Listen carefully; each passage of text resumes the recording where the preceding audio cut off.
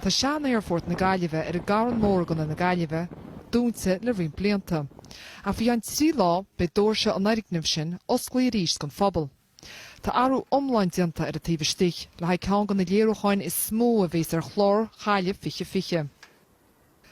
Strán na teanga an tanimitar an seo háthangach atá cuma agus stúrtha ag Mark McLaughlin an gompantas arclaíochta go fáistí Branner.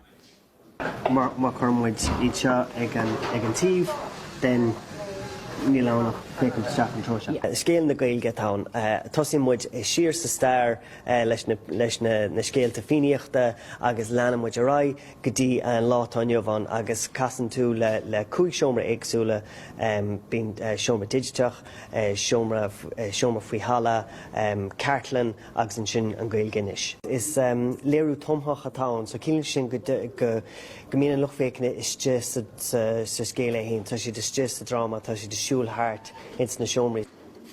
Is comisiún go chuid chaile fiche is strán na teanga agus tá go leor aibrid dianta ó tháinig ar níos leis an monsmuoine a ghabhlas sa cúideag.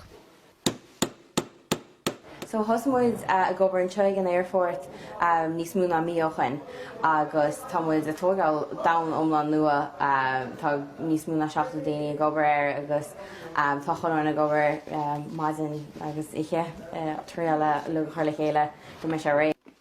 Bei strán na teanga ar bunan seo ar an garan mór an lúnse thugan i rá agus ag críoch nó an seo allmhór seo agus neamh go nach seo ar an tochtú láfichiad go bhórta. Áine lalaí nuacht TG Cahais.